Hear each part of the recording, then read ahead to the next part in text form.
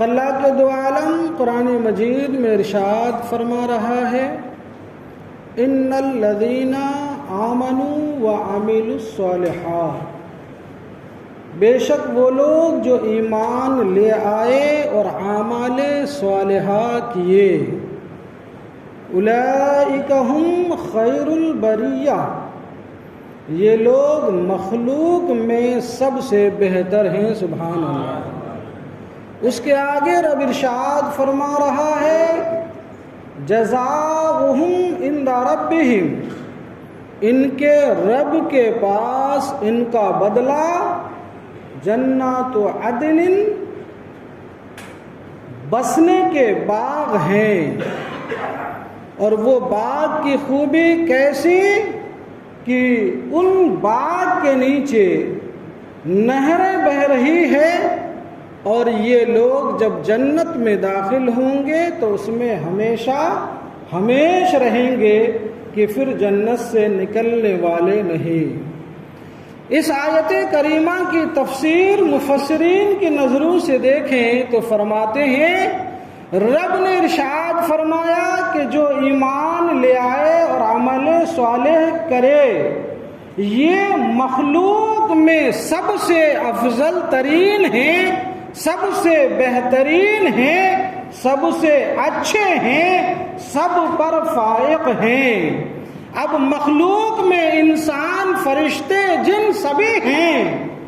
اب اس میں تفصیل علماء فرماتے ہیں کہ اللہ تبارک و تعالیٰ نے انسانوں میں جنہیں نبوت و رسالت سے سرفراز فرمایا، یہ مخلوق میں سب سے افضل و اعلیٰ ہیں، اور فرشتوں میں جو نبی ہیں، یہ فرشتے جو نبوت پر فائز ہیں، یہ علماء اور اولیاء پر افضل ہیں۔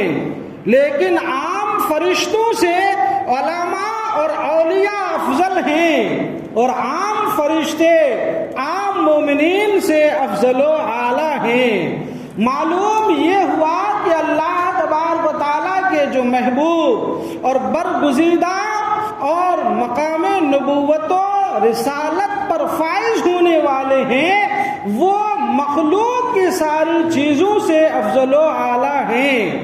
اب مومن اور عمل صالح کرنے والے جو ایمان لے آئے اور عمل صالح کرے، ان کے لیے اللہ تبارک و تعالیٰ کے انعام اور اکرامات ہی اکرامات ہیں، دنیا میں بھی اور آخرت میں بھی۔ قرآن مجید دوسری جگہ اللہ تبارک و تعالیٰ ارشاد فرما رہا ہے، اے امت مسلمہ، تم تمام لوگوں میں خیر امت بنا کر پیدا کیے گئے ہو۔ وجہ کیا ہے کہ سارے لوگوں میں تم بہتر ہو، ساری امت میں تم افضل ہو، سارے نبیوں کی امتیوں میں تمہارا مقام بلند و بالا ہے۔ اس کی وجہ کیا ہے؟ تو رب کائنات ارشاد فرما رہا ہے کہ تأمرون بالمعروف، اس لیے کہ تم نیکیوں کی، بھلائیوں کی دعوت دیتے ہو، حکم دیتے ہو، وتنہون عن المنکر، اور لوگوں کو گناہوں سے روکتے ہو، برائیوں سے روکتے ہو۔ جہاں کہیں بھی گناہ پنپ رہا ہو، اس کا سد باب بن کر کھڑے ہو جاتے ہو اور لوگوں کو گناہوں سے بچانے کی کوشش کرتے ہو۔ اس لیے لوگوں، تم خیر امت کہلائے گئے، یہ قرآن مجید کہہ رہا ہے۔ اور حضور نبی اکرم صلی اللہ تعالی علیہ وسلم کی احادیث کریمہ دیکھیں تو اسی آیت کریمہ کی تفسیر کے نیچے دو حدیث پاک مفسر نے اپنی تفسیر میں نقل کیا۔ فرماتے ہیں، ایک روایت میں ہے، حضور صلی اللہ تعالی علیہ وسلم سے صحابہ نے عرض کیا، یا رسول اللہ، لوگوں میں سب سے بہتر اور لوگوں میں سب سے افضل و اعلیٰ اور سب سے زیادہ بھلائی والا کون ہے؟ تو حضور نبی اکرم صلی اللہ تعالی علیہ وسلم نے ارشاد فرمایا، لوگوں سنو، جو اللہ تبارک و تعالیٰ سے سب سے زیادہ ڈرنے والا ہے اور جو اپنے رشتہ داروں سے سب سے زیادہ صلہ رحمی کرنے والے ہیں اور جو نیکیوں کی دعوت دینے والے ہیں اور لوگوں کو گناہوں سے روکنے والے ہیں، لوگوں میں وہ سب سے بہتر انسان ہے۔ سبحان اللہ، وہ سب سے بہتر انسان ہے۔ اور شعب الایمان کے اندر حضرت انس بن مالک رضی اللہ تعالی عنہ سے مروی ہے، حضور سید الانبیاء صلی اللہ تعالی علیہ وسلم ارشاد فرما رہے ہیں، اے لوگوں، میں تمہیں یہ خبر نہ دے دوں جو لوگوں میں سب سے افضل و اعلیٰ ہے؟ کیا اس بات کی خبر نہ دے دوں؟ صحابہ نے عرض کیا، ہاں یا رسول اللہ۔ حضور فرماتے ہیں، کچھ لوگ ایسے ہوں گے میری امت کے کہ قیامت کے دن اللہ تبارک و تعالیٰ کی نزدیک اس کا مقام اتنا بلند و بالا ہوگا اور اللہ سے اس کا مقام اتنا قریب ہوگا، جبکہ وہ نبی نہیں ہوں گے، وہ شہداء نہیں ہوں گے۔ جب انبیاء اور شہداء ان لوگوں کے مقام اعلیٰ و عرفہ کو دیکھیں گے تو ان کے مقام پر رشک کریں گے، اور میری امت کے وہ لوگ نور کے ممبروں پر ہوں گے۔ سبحان اللہ، نور کے ممبروں پر ہوں گے۔ لوگوں نے عرض کیا، یا رسول اللہ صلی اللہ تعالی علیہ وسلم، یہ کون لوگ ہیں؟ وہ کون لوگ ہیں جن کے مقام کو دیکھ کر انبیاء رشک کریں گے، شہداء رشک کریں گے؟ تو میرے مصطفیٰ فرماتے ہیں، میری امت کے یہ وہ لوگ ہیں جو لوگوں کو اللہ کا محبوب بناتے ہیں، جو لوگوں کو اللہ سے قریب کرتے ہیں اور اللہ تبارک و تعالیٰ کو لوگوں کا محبوب بناتے ہیں۔ سبحان اللہ۔ حضرت انس بن مالک کہتے ہیں، میں نے عرض کیا، یا رسول اللہ صلی اللہ تعالی علیہ وسلم، لوگوں کو اللہ کا محبوب بنائے، یہ تو بات سمجھ میں آئی، لیکن اللہ کو لوگوں کا محبوب بنا دے، یہ بات سمجھ نہ آئی، یہ کیسے ہوگا؟ میرے مصطفیٰ ارشاد فرماتے ہیں، وہ اس طرح ہوگا کہ یہ لوگوں کو ان باتوں کی جو ہے تعلیم اور ان باتوں کا حکم دیں گے جن باتوں کو اللہ تبارک و تعالیٰ پسند فرماتا ہے، جن باتوں کو رب محبوب رکھتا ہے، اور لوگوں کو ان باتوں سے منع کریں گے اور روکیں گے جو باتیں اللہ کو پسند نہیں ہے۔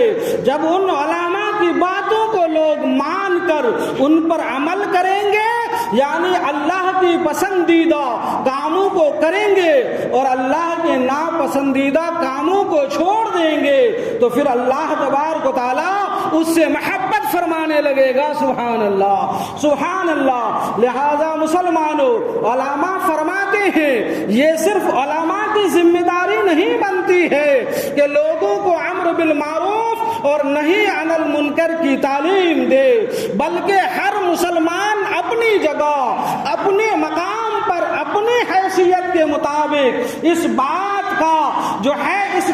کا مجاز رکھتا ہے کہ وہ لوگوں کو بھلائی کی دعوت دے۔ اب آپ اپنے دوستوں میں بیٹھے ہیں، اپنے گھر والوں میں ہوتے ہیں، اپنے رشتہ داروں میں ہوتے ہیں، اپنے پڑوسیوں میں ہوتے ہیں، لوگوں، آپ اپنے دوستوں کو بہلا کر، پھسلا کر، انہیں دعوت دے کر، انہیں جنتوں کی بہاروں کا ذکر سنا کر، عذاب الہی سے ڈرا کر، اپنی دوستی اور محبت کا وسیلہ اور واسطہ دے کر تھامے ان کی کلائی اور کہیں، میرے یار، ہم اور آپ دنیا میں ہم نشین ہیں، دیکھو مؤذن نے اذان پکار دیا ہے، ہم چاہتے ہیں کہ اسی طرح ہم جنت میں بھی ہم نشین رہیں، چلو نماز ادا کر لیتے ہیں، چلو جماعت میں شامل ہو جاتے ہیں۔ اگر آپ کا کوئی یار، اگر آپ کا کوئی دوست گناہوں کی راہوں کی طرف رواں دواں ہے تو تھام لیجئے اس کی کلائی اور اسے بھر لیجئے اپنے باہوں میں، اور اسے جو ہے ایک انداز دل فریبانہ سے یہ دعوت دیجئے، اے میرے محبوب، میرے دوست، میں تم سے محبت کرتا ہوں، تم پر جان چھڑکتا ہوں، تجھے پسند کرتا ہوں، معاشرے کے اتنے لوگوں میں اپنی ہم نشینی کے لیے تجھے چنا ہے، اپنی یاری کے لیے تجھے چنا ہے، اپنی دوستی کے لیے تجھے چنا ہے، میں چاہتا ہوں کہ اگر گناہوں کے دلدل کی طرف میں جا رہا ہوں تو میری کلائی میرے یار تو تھام لے، اور تو گناہوں کی طرف جا رہا ہے تو میں تیری کلائی تھامتا ہوں، گناہوں کی طرف نہ جا۔ جس طرح ہم یہاں یار دوست ہیں، ہم چاہتے ہیں اللہ ہمیں ایمان پر خاتمہ نصیب کرے اور جنت میں بھی ہم اسی طرح ہم یار اور جو ہے دوست اور ہم نشین بنے رہے۔ سبحان اللہ۔ اگر ہر آدمی یہ کرنے لگے، ہر آدمی اگر اپنی ذمہ داری نبھانے لگے، قسم خدا کی وہ دن دور نہیں ہے کہ ہمارے وہ بچے اگر اپنی کم سنی اور کم عقلی کی بنیاد پر یا غلط اور برے دوستوں کی جو ہے صحبت کی بنیاد پر اس کے قدم اگر گناہوں کی طرف اٹھتے ہیں تو بڑے پیار و محبت سے ان کے پاؤں تھامنے کی ضرورت ہے، ان کی کلائی پکڑنے کی ضرورت ہے، انہیں اپنے باہوں میں سہارا دینے کی ضرورت ہے۔ اگر ہمارا کوئی پڑوسی گناہوں کی طرف جا رہا ہے تو انہیں ہمیں روکنے کی ضرورت ہے اور نیکیوں کی دعوت دینے کی ضرورت ہے۔ دوستوں، میں آپ کو واقعات کی طرف نہ لے جاؤں، آپ بہت قریب ہو جائیں۔ قرآن کیا کہتا ہے، حدیث مصطفیٰ کیا کہتی ہے؟ ابھی آپ نے سورہ کہف شریف کی تلاوت سماعت فرمایا، میں آپ کو اشارہ کر دیتا ہوں، اگر آدمی نیک ہو جائے، اگر آدمی بھلائیاں کرنے والا بن جائے، اگر آدمی اعمال صالحہ کا عادی بن جائے تو جانتے ہیں اس کا بے قرار دل کو، اس کے بے قرار دل کو قرار آ جاتا ہے، بے چین دل کو چین آ جاتا ہے۔ رب فرماتا ہے دلوں کا چین لوگوں میرے ذکر میں ہے۔ سبحان اللہ۔ آپ کو چین آ جاتا ہے، آپ کے اجڑتے ہوئے گھر آباد ہو جاتے ہیں، اجڑتی ہوئی بستیاں آباد ہو جاتی ہے، اجڑتی ہوئی کھیتیاں سرسبز شاداب ہو جاتی ہے اور لہلہانے لگتی ہے۔ اگر عبادتوں کو گلے سے لگا لیا جائے، اعمال صالحہ کیے جائیں تو بندے کا گھر بھی آباد ہوتا ہے، اس کی قبر بھی آباد ہوتی ہے، حشر بھی آباد ہوتا ہے۔ سنیے تو میرے آقا رحمت للعالمین ارشاد فرما رہے ہیں، اے لوگوں جو اعمال صالحہ کرتے ہیں، نیک کام کرتے ہیں، جب اس کا انتقال ہو جائے، احباب جنازوں میں لاد کر زیر زمین دفنا کر واپس ہونے لگتے ہیں تو ان کے نیک عمل کی وجہ سے بلا خوف و خطر وہ اپنی قبر میں اٹھ کر بیٹھ جاتا ہے۔ سبحان اللہ۔ وہاں روشنی کا انتظام ہو جاتا، اس کی دل لگی کا انتظام ہو جاتا اور رب کی طرف سے اسے خوف سے معمون کر دیا جاتا ہے۔ سبحان اللہ۔ قبر آباد ہو جاتی ہے۔ اور یہی نہیں مسلمانوں، اگر قسم خدا کی ہم اور آپ اعمال صالحہ کے عادی ہو جائیں تو یہ عمل صالح ہمیں بھی مصیبتوں سے بچاتا ہے، ہمیں تکلیفوں سے بچاتا ہے، ہمیں جو ہے تکلیفوں سے نجات بھی دیتا ہے، بلکہ عمل صالح یعنی نیک عمل کرنے والا انسان اگر مر کر زمین کے نیچے دفن بھی ہو جائے، اس کے باوجود اس کے نیک عمل اس کے مرنے کے بعد اس کے چھوڑے ہوئے مال اور اس کے اولاد کی حفاظت کرتا ہوا نظر آتا ہے۔ ابھی میں نے کہا سورہ کہف میں آپ نے پڑھا، واقعہ طویل ہے، اس میں کی ایک شک یہ ہے، حضرت موسیٰ علیہ السلام اور حضرت خضر، یہ دونوں حضرت خضر علیہ السلام جب یہ دونوں حضرات سفر پر نکلے جانے لگے تو جاتے جاتے ان کا گزر ایک بستی سے ہوا، ایک گاؤں سے ہوا۔ اس بستی میں حضرت خضر اور حضرت موسیٰ علیہ السلام کا گزر ایک ایسے گھر کے قریب سے ہوا جس کے مکان کی دیوار گر رہی تھی، ڈھہ رہی تھی، گرنا ہی چاہتی تھی۔ حضرت خضر علیہ السلام نے اپنے ہاتھ سے اس دیوار کو ٹھیک فرما دیا، سیدھا کر دیا۔ اللہ اکبر۔ واقعہ کی طرف نہ جا کر جب اخیر میں حضرت خضر علیہ السلام نے حضرت موسیٰ کو ان تینوں کاموں کی وجہ بیان کرنے لگے تو حضرت موسیٰ سے حضرت خضر نے فرمایا، موسیٰ وہ بستی والوں نے ہماری مہمانی نہ کی، ہمارا حق ادا نہ کیا، اس کے باوجود ہم نے اس گرتی ہوئی دیواروں کو سیدھی کر دیا۔ جانتے ہو اس میں حکمت و بھید کیا ہے؟ فرمایا کیا ہے؟ حضرت خضر علیہ السلام فرماتے ہیں وہ دیوار دو یتیم بچے کی تھی، اور ان دونوں یتیم بچوں کے ان دیوار کے نیچے اس کا خزانہ اور مال دفن ہے۔ رب نے چاہا کہ یہ اپنی جوانی کی عمر کو پہنچے اور جوان ہو کر اپنا خزانہ نکال لے۔ اب قرآن کی وہ آیت کریمہ کا وہ کلمہ جس میں رب فرماتا ہے کان ابوہما صالحا، ان دونوں یتیم بچے اس لیے ان کے خزانے کی حفاظت نہیں ہوئی کہ یہ دونوں نیک تھے، بلکہ اس لیے ان کے خزانے کی حفاظت کی جا رہی ہے کہ ان کا باپ نیک تھا۔ سبحان اللہ، باپ مر چکا ہے، زیر زمین دفن ہے، باپ نے اپنے بیٹوں کے لیے مال جو ہے دیوار کے نیچے دبا دیا، تو رب کائنات اس نیک باپ کی نیکی کی وجہ سے اس کے مال کی بھی حفاظت فرما رہا ہے اور اس کی اولاد کی بھی حفاظت فرما رہا ہے۔ سبحان اللہ، ہم میں اور آپ میں سے کون ایسا انسان ہے جو نہیں چاہتا کہ ہماری مصیبتوں سے حفاظت ہو جائے، ہماری اولادوں کی حفاظت ہو جائے، ہمارے مال و دولت کی حفاظت ہو جائے، ہمیں تباہی و بربادی سے رب کائنات محفوظ و مامون فرما دے۔ تو رب کائنات نے ہمیں اور آپ کو تو محفوظ رہنے کے لیے اور مصیبتوں سے بچنے کے لیے سارے ذرائع عطا فرما دیا ہے، لہذا وقت پر نمازوں کی پابندی کی جائے، لہذا حقوق العباد کا خیال رکھا جائے، حقوق اللہ کا خیال رکھا جائے، اوامر الہی پر عمل پیرا ہوا جائے، منہیات الہی سے اپنے آپ کو روکا جائے، بچا جائے۔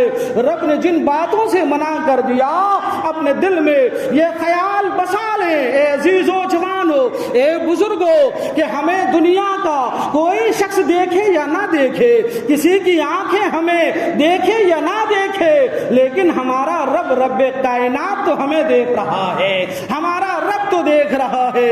جب بندہ یہ تصور کر لے، یہ خیال کر لے، یہ خیال پختگی کے ساتھ اپنے دل و دماغ پہ راسخ کر لے، تو انشاءاللہ تعالی وہ بندہ گناہوں کی طرف قدم اٹھانے سے پہلے یہ ضرور سوچے گا کہ میرا رب مجھے دیکھ رہا ہے، اور جب یہ خیال آ جائے تو انشاءاللہ وہ گناہوں سے بچ جائے گا۔ اتنا ہی نہیں مسلمانوں، سورہ بقرہ کی تفسیر آپ نے جو احباب بیٹھتے ہیں وہ جانتے ہیں۔ آپ سورہ بقرہ کا نام بقرہ کیوں پڑا، گائے والا سورہ یہ نام کیوں پڑا؟ تفسیر میں اس کی وجہ تسمیہ یہی دیکھ لیں تو پتہ چل جائے گا کہ ان بچوں کو اس گائے کے چمڑے بھر کر سونے اور دینار ملے، یہ بھی نیکیوں کا بدلہ تھا ان بچوں کے باپ کا۔ سبحان اللہ۔ اور آگے ملاحظہ کیجئے، مسلم شریف ہے، حدیث مسلم شریف میں حضور نبی کریم صلی اللہ تعالی علیہ وسلم نے بنی اسرائیل کے 3 شخصوں کا واقعہ اپنی زبان اقدس سے بیان فرمایا اور ارشاد فرمایا، اے میرے غلاموں سنو، نیکیاں انسان کو کس طرح مصیبتوں سے، کس طرح تکلیفوں سے نجات دیتی ہے اور مصیبتوں سے انہیں بچاتی ہے۔ دیکھو، بنی اسرائیل کے 3 شخص تھے، تینوں دوست مل کر سفر میں جا رہے تھے۔ اچانک سفر میں، واقعہ طویل ہے لیکن مختصر کر کے میں آپ کو عرض گزار کر دوں، تینوں سفر میں جا رہے تھے، راستے میں اچانک بارش آ گئی تو وہ پہاڑ کی غار میں کھو میں جا کر تینوں چھپ گئے۔ اب ہوا یہ کہ غار میں جانا ہی تھا کہ ایک بڑی سی چٹان، ایک بڑا سا پتھر گرا اور غار کا منہ بند ہو گیا۔ اب تینوں کے تینوں اس میں پھنس گئے۔ وہ غار کا چٹان ہلانے کی طاقت ان تینوں کو مل کر بھی نہ تھی، گھبرا گئے۔ اب ان میں سے ایک نے کہا، اے دوست، اب تو ہم پھنس گئے ہیں، موت کا یقین ہو چلا ہے، لیکن رب کائنات تو قادر مطلق ہے، وہی ہماری مدد کرے گا۔ لہذا تم میں سے جنہوں نے جس نیکی کو خاص اور محض اور خلوص و للہیت کے ساتھ اللہ کے لیے کیا ہے، اس کا واسطہ دے کر رب سے دعا کرو۔ اس میں سے ایک شخص نے دعا کیا، اے مولا، میرے بوڑھے ماں باپ، میرے بال بچے، میرا کاروبار بکریاں جنگلوں میں چرانے جاتا، شام کو لوٹتا، بکریوں کے دودھ اتارتا، پہلے میں ماں باپ کو پلاتا، پھر اپنے بیوی بچوں کو دیتا۔ ایک دن ایسا ہوا چارے کی تلاش میں دور نکل گئے، واپسی میں رات ہو گئی تو میرے بوڑھے ماں باپ سو چکے تھے۔ میں نے عادت کے مطابق دودھ نکالا، جب ماں باپ کے سرہانے پہنچا تو میرے کمزور اور بوڑھے ماں باپ سو چکے تھے۔ میرے دل نے گوارا نہ کیا کہ اپنے ماں باپ کی نیند میں خلل دوں، دودھ کا پیالہ لے کر ماں باپ کے سرہانے کھڑا رہا اور میرے قدموں میں بھوکے میرے بچے بھوک سے تڑپ رہے تھے، بلک رہے تھے، لیکن میں نے کہا نہیں، جب تک میں اپنے ماں باپ کو دودھ نہ پلا لوں تجھے پلا نہیں سکتا۔ حتیٰ کہ صبح ہو گئی۔ اے رب کائنات، تو علیم و خبیر ہے، تو جانتا ہے اگر میں نے یہ نیکی خالص تیرے لیے کی ہے تو اس غار کا منہ کھول دے اور چٹان کو کھسکا دے۔ اتنا کہنا ہی تھا کہ چٹان وہاں سے تھوڑا کھسک گیا۔ سبحان اللہ، یہ نیکیاں کام آ رہی ہے۔ دوسرے نے دعا کی، پروردگار عالم ایک غریب شخص میرے وہاں مزدوری کرتا تھا، اس کی جو مزدوری طے ہوئی شام کو دینے لگا تو وہ غصے میں آ کر کہا یہ کم ہے اور چاہیے، اور یہ کہہ کر مزدوری پھینک کر چلا گیا۔ میں نے اسے سنبھال کر رکھا، اسے تجارت میں لگایا اور بڑھاوا دیتا رہا، حتیٰ کہ اس پیسے سے اس کی گائے اور اونٹوں سے میدان بھر گئے۔ ایک دن وہ واپس آیا اور مجھ سے کہنے لگا میرے ساتھ ظلم نہ کرو، میری مزدوری دو۔ تو میں نے کہا کہ یہ گائے، یہ اونٹ، یہ بکریاں ساری تمہاری ہے۔ اس نے کہا ہم سے مذاق کرتے ہو؟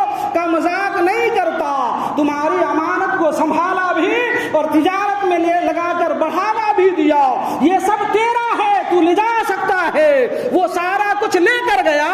مولا یہ میں نے تیرے لیے کیا تو غار کا منہ کھول دے اور چٹان کو کھسکا دے۔ اتنا کہنا ہی تھا کہ چٹان منہ سے اور تھوڑا ہٹ گیا، سبحان اللہ، اور تھوڑا ہٹ گیا۔ اب آخری ایک نوجوان شخص تھا، اس نے کہا مولا میری ایک چچیری بہن تھی جس کے حسن پر میں فریفتہ تھا، میں نے اس کو حاصل کرنا چاہا تو اس نے شرط رکھی 100 دینار لاؤ پھر میں تمہیں حاصل ہو جاؤں گی۔